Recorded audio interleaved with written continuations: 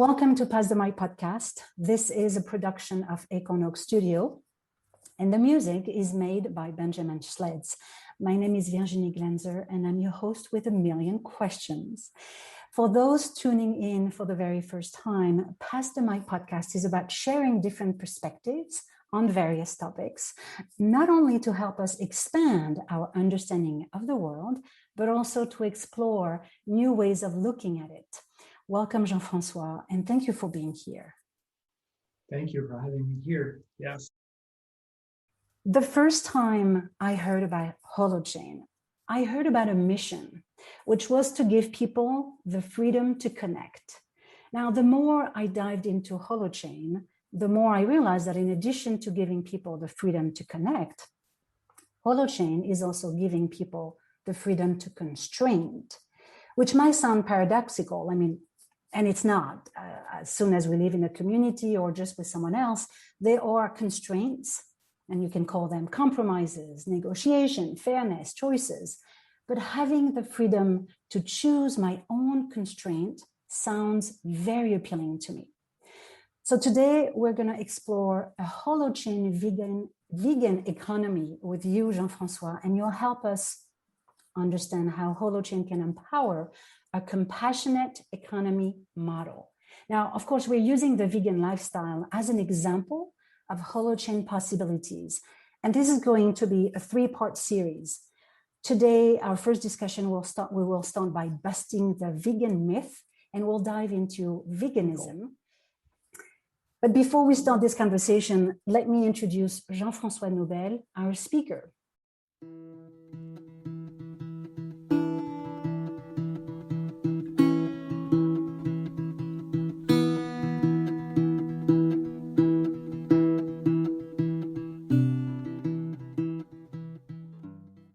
From Homo sapiens to Holo sapiens, Jean-François Noubel explores the next consciousness and collective intelligence. As an open source earthling, you live in the gift economy and you help evolutionary leaders build enlightened organization towards the post-monetary society. You live in experimental and evolutionary life. Several years ago, you left all your positions and mandates, and you tore up your resume in order to free yourself from any etiquette and social status. With that, you won full creative freedom to live in the present millennium. Your new path allows you to accompany evolutionary leaders and train humanonauts, those for whom the term "go hack yourself" designates a way to exist. For more than 20 years, you have worked in the field of collective intelligence, a modern research discipline that explores how living systems work and the evolution of our species. Today, you are working on the next crypto technologies that will soon enable the rise of super smart distributed organizations. Again, thank you for being here, Jean-François.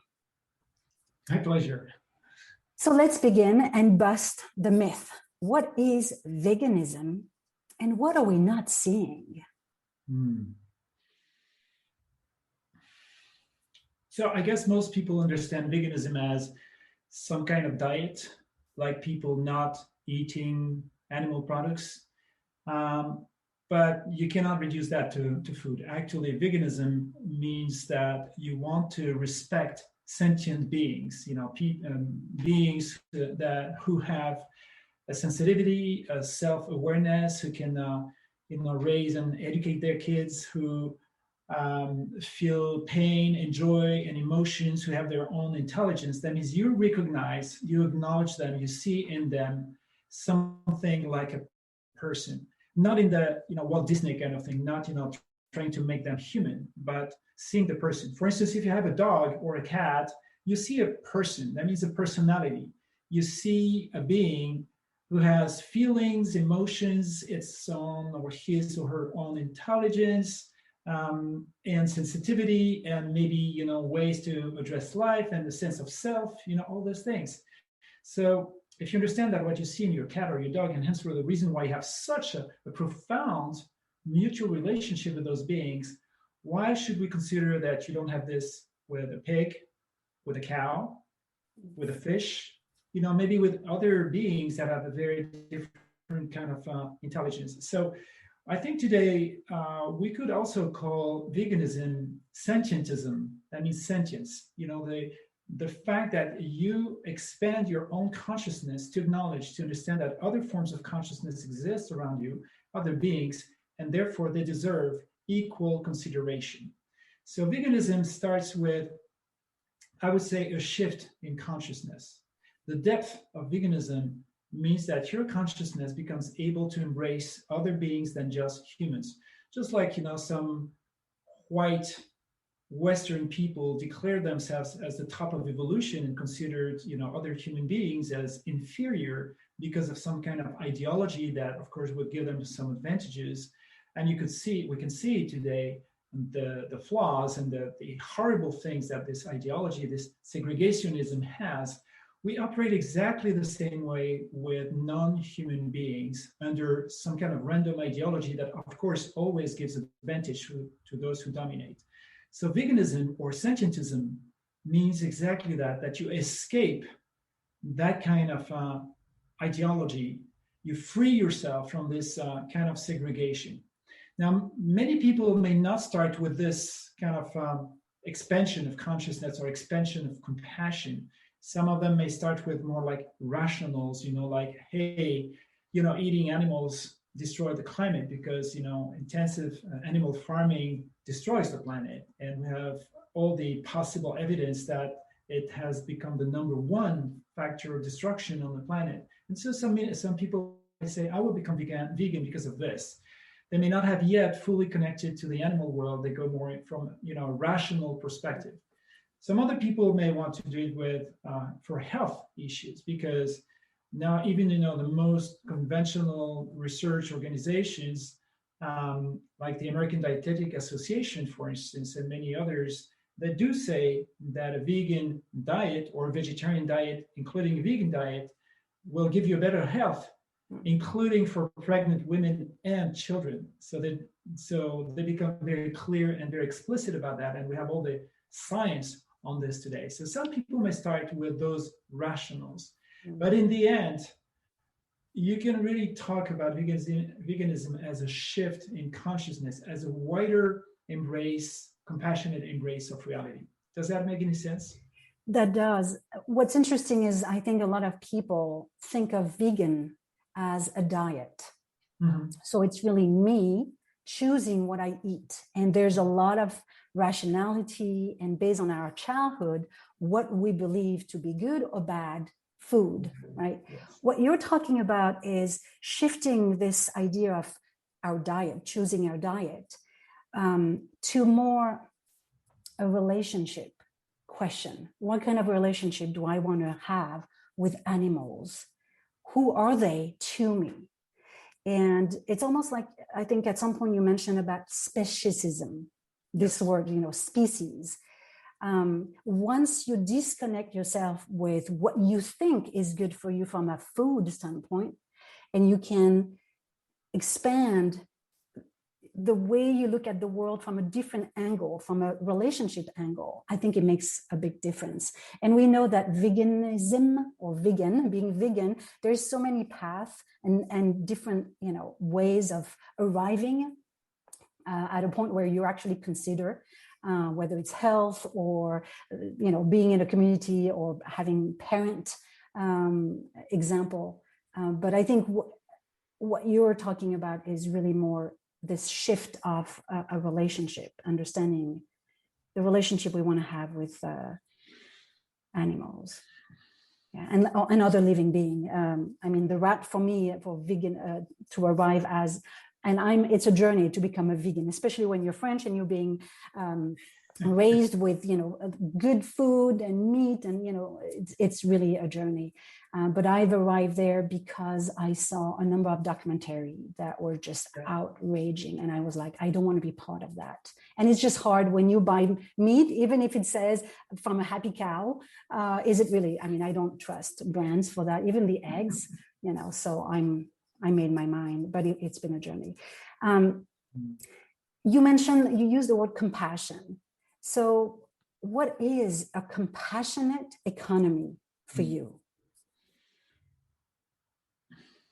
Well, so maybe, yes, thank you for this great question. And maybe I should start with those two words, compassion and evolution, because I cannot disconnect evolution with greater compassion. And of course, I take responsibility for having my own understanding of evolution. I don't think we evolve if we don't have, in the end, a greater compassion.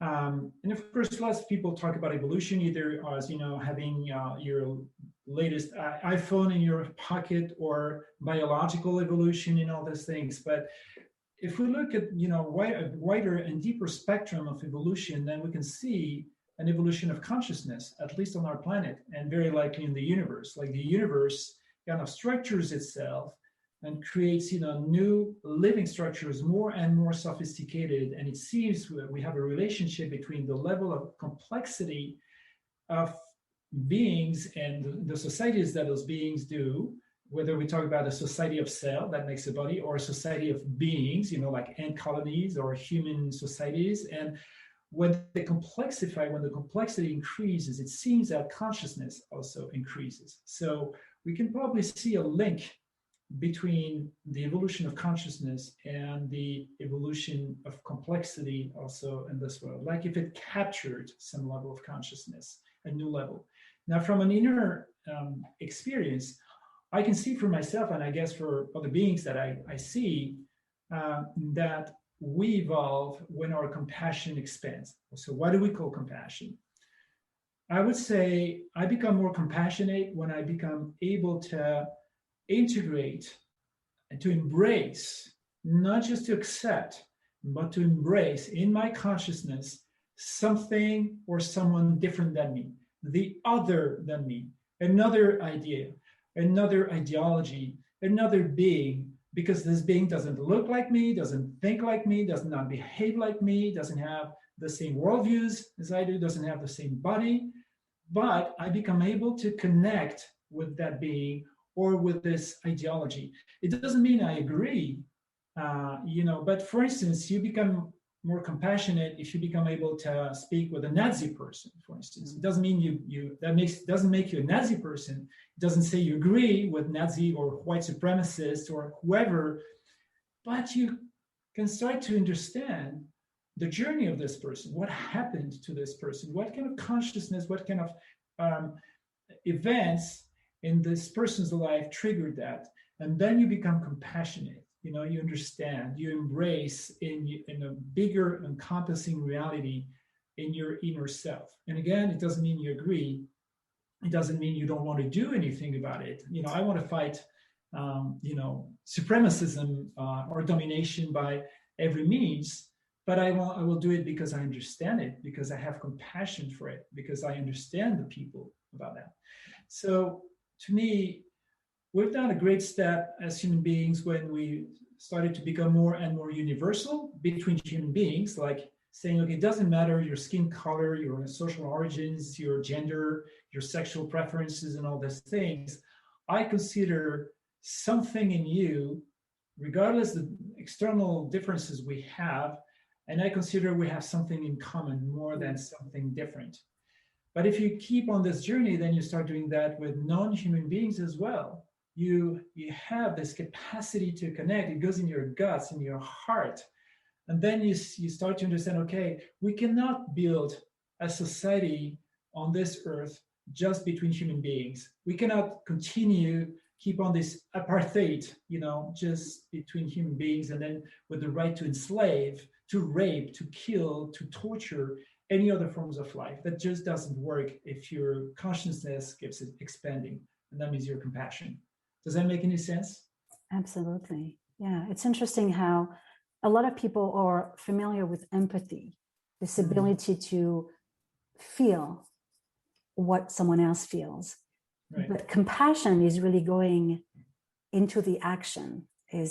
And I've never thought of being able to sit with someone who has an opposite viewpoint or worldview, for that matter, and being able to listen to that person. That is compassion.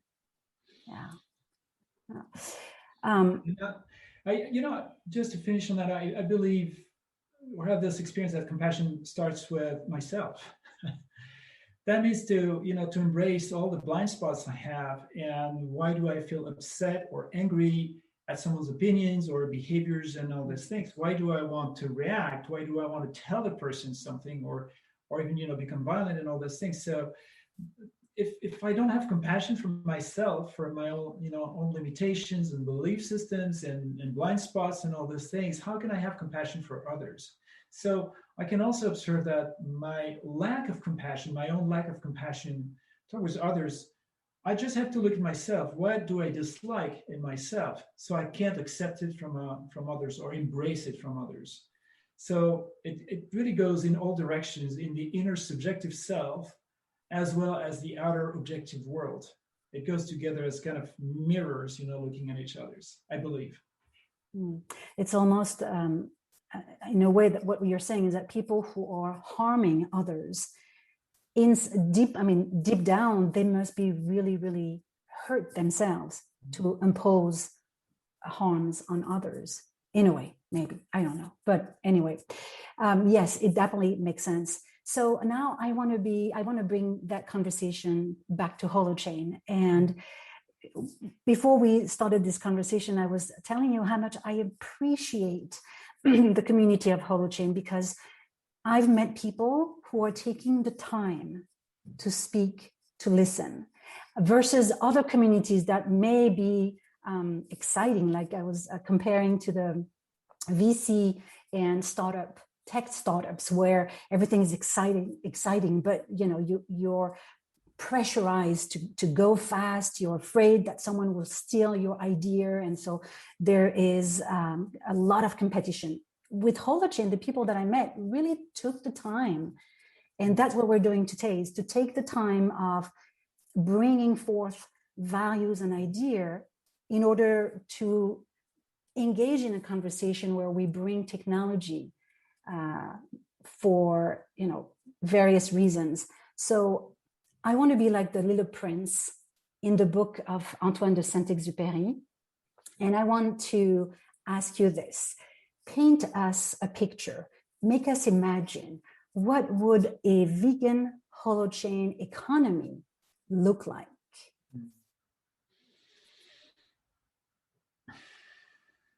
Well, first, I think let's kind of break it down into two things. What would a vegan economy look like? And then why would we want to choose Holochain as the underneath infrastructure that supports this? Because once you have any kind of value system, like if you decide let's have democracies and let's declare equality between people, between human people. Okay, good idea, nice, but yeah, we have to design some level of technology to make it possible. Not just writing a constitution. You may want to have political institutions, bricks and mortar things, and ID cards and schools and education system and a tax system and whatever. So you need to build infrastructure to support this ideology, whatever this ideology looks like. It stands true for Nazis as well. Whatever you want to build to embody in the world, we have to build infrastructures behind that. Hence, the very important thing to me in my work, and of course in everyone I work with, we think of design for emergence. What can you design so that it emerges, so that you don't have to control in a top-down way, to enclose people in some kind of behavior. You want to do a very different thing, just like the difference between agriculture and permaculture.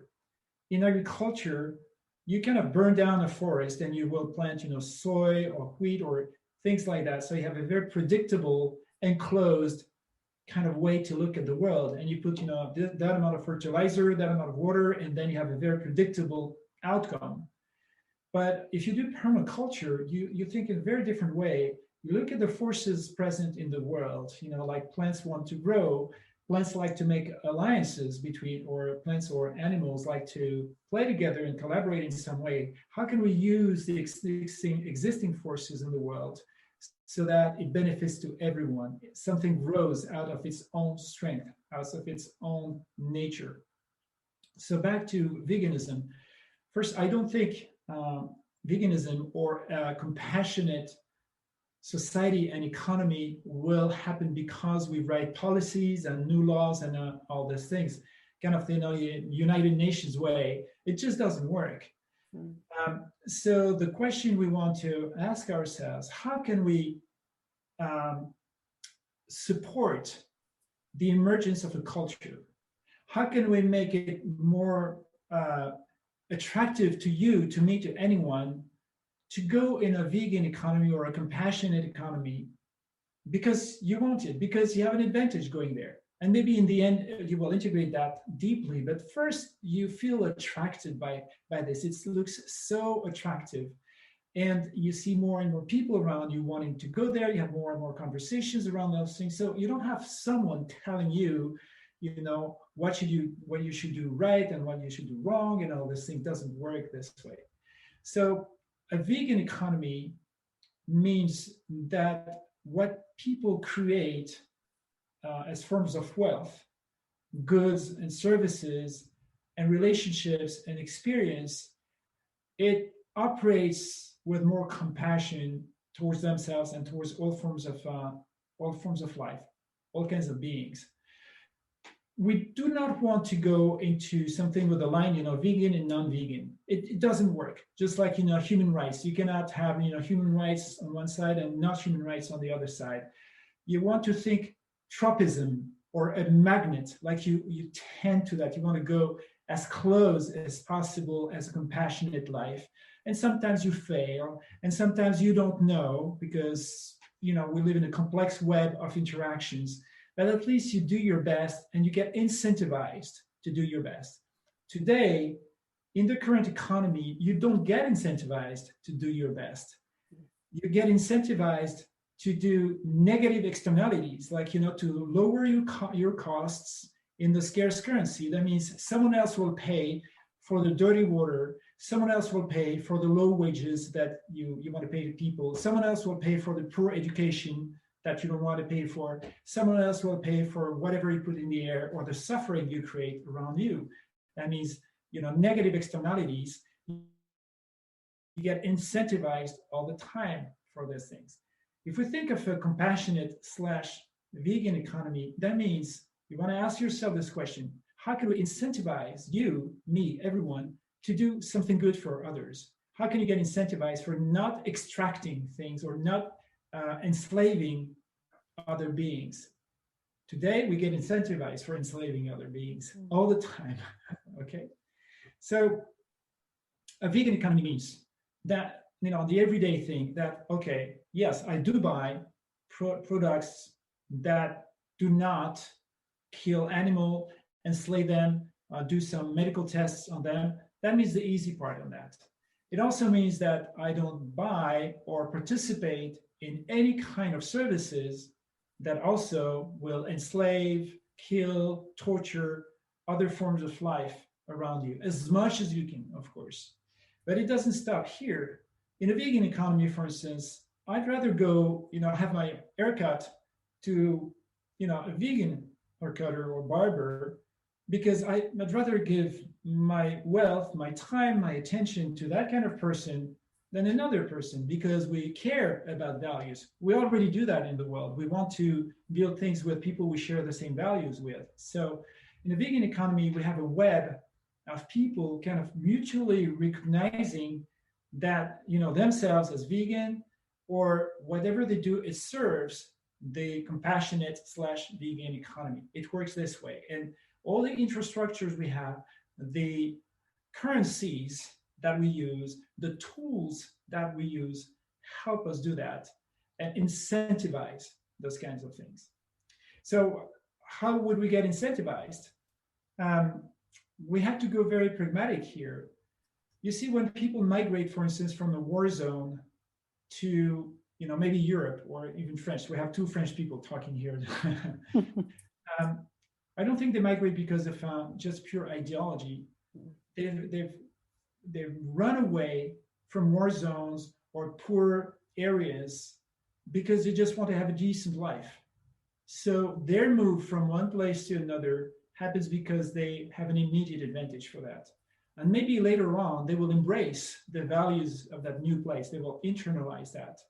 And I think it will happen the same way when we have, a vegan economy with millions and millions of vegan and having, a much better economy, a much more attractive economy. Like you have a better chance, you have better health there, you have better schools, you have, more compassionate people, you have better communities and all these kinds of things. And maybe you want, or I want to go there just because of that reason. Maybe not because for animals, but in the end, I may get into this culture and realize, what did I do before? I live in a racist slash, segregationist society. So now I understand also the value system. But in the first hand, maybe I did not understand that so much. I just went there because I felt incentivized to go there. So I'll stop here before I go into the holochain part, but I want to check with you if you have more questions or feedback or thoughts to share about what a vegan economy would mean. I love this picture that you're painting. One thing that I've heard from people as I was sharing this upcoming conversation was that they were saying, well, this is very exclusive. Mm-hmm. If I'm not a vegan, then I'm not part of it. Mm-hmm. Mm-hmm. What would you say to them? Mm-hmm.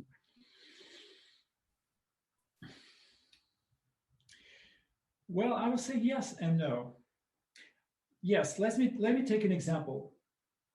If you see yourself as a racist person, you don't have, or as a white supremacist, you may have your place to live in the U.S. because that it allows it, but you don't have any place for you to manifest that in Europe, for instance.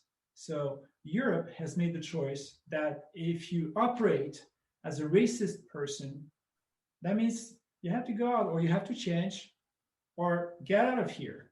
You cannot play with us. We disagree, so we remain exclusive because we embrace, human rights as much as they can. Of course, we still have so much to do on this, but at least on the paper, if you disagree with human rights, yes, get out of here. Don't stay here. Make war somewhere else. Okay, do your best, but not in our territory.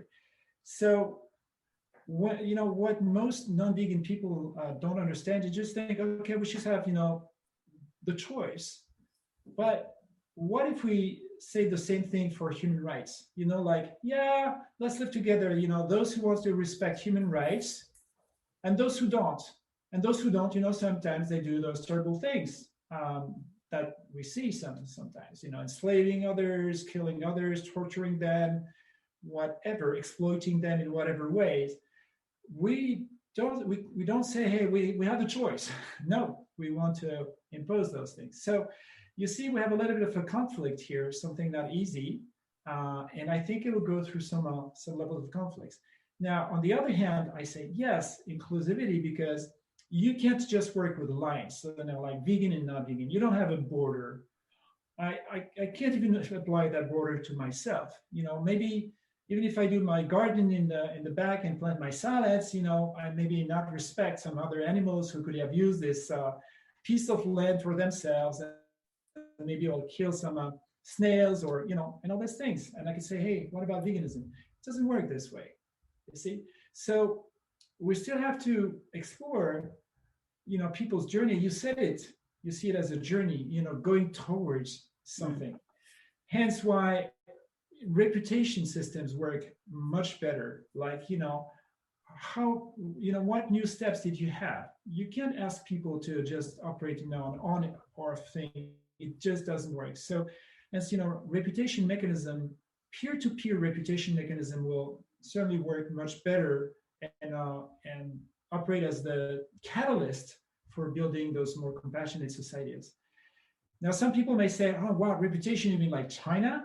Like a group of people controlling everyone? And I say, no.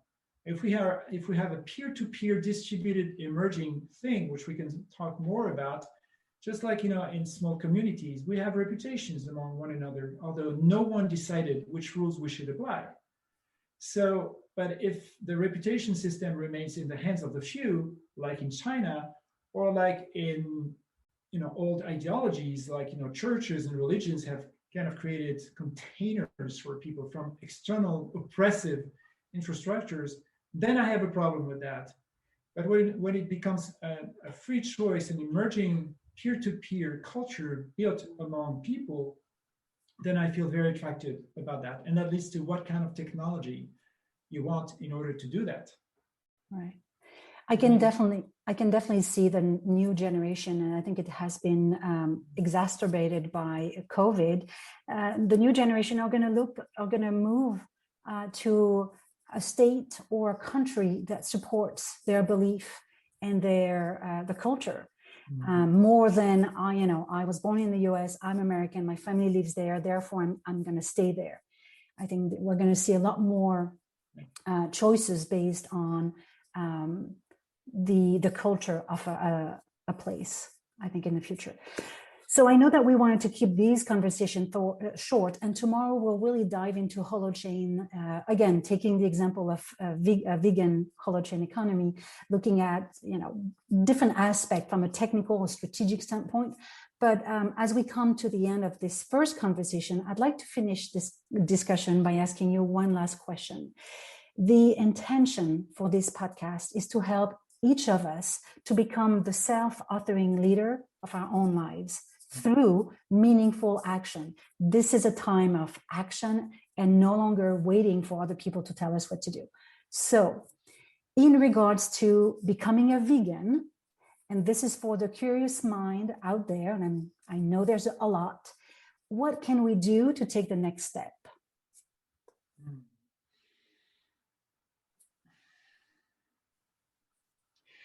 What I observe, when people start to just investigate thoroughly this question, like investigate climate change and the impact of animal agriculture and climate change, investigate the health, investigate the rationales, that will lead you to having a plant-based diet as a first step. And now if you start also to investigate your own cognitive dissonances, then that will take you to the next step. For instance, if I ask people who eat meat eaters, if I ask them, well, you have a pig or a cow or a rabbit in the room, do you want to put your teeth on that being? Or do you want to even kick this being? Or do you want to stab this being? And people say, no, of course I don't want to do that. Of course they don't. Most people would say, no, I don't want to do that. Okay. Would you like to torture this animal for your own pleasure? Of course not. I don't want to do that. I would never do that. Well, don't you think, and then the other question, do you think your body needs this flesh inside it? Do you need to eat that flesh? You need animal products to exist. And most people today say, well, no, we don't need it. So that means we eat animals for pleasure. You see, we have lots of cognitive dissonances. Yeah. And so my invitation goes into just investigate, believe nothing, don't believe me, don't believe anyone. Look at all these reports, these documentaries, go into the contradiction debate, and then you will eventually turn yourself into a vegan person. It just takes courage. It takes time. Same thing for global warming thing. Same thing for eating organic and all these things. It requires the time for investigation. You don't need anyone else than yourself for this. And it takes a little bit of courage and relationship, of course, a support system for that, I would say.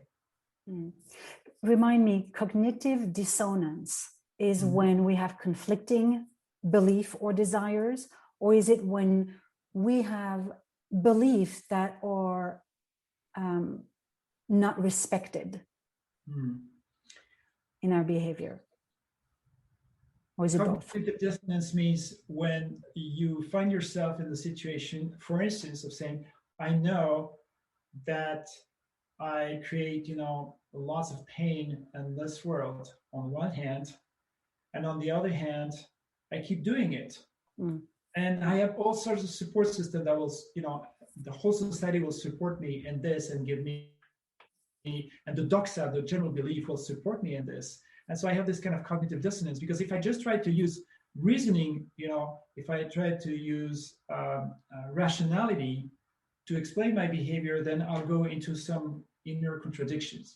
That proposition A contradicts a non-A proposition. exactly the way I shared it. Like, people don't want to torture animals. Mm. People recognize, if you have a cow in the room or a pig, you want to bind with this being. You feel a person inside that being. You have the direct experience. The cognitive dissonance will make you speak about pigs or cows or chicken. You will thingify them. Thingification means that the common language we speak will create a semantic structure of separation, of making those beings, transforming those beings into resources, into meat. Meat means a thing. You see, so we have a whole social matrix that will keep you into a belief system, whereas your own investigation will take you to a complete different space. And then you have a cognitive dissonance, because we both live as a collective being and as an individual person.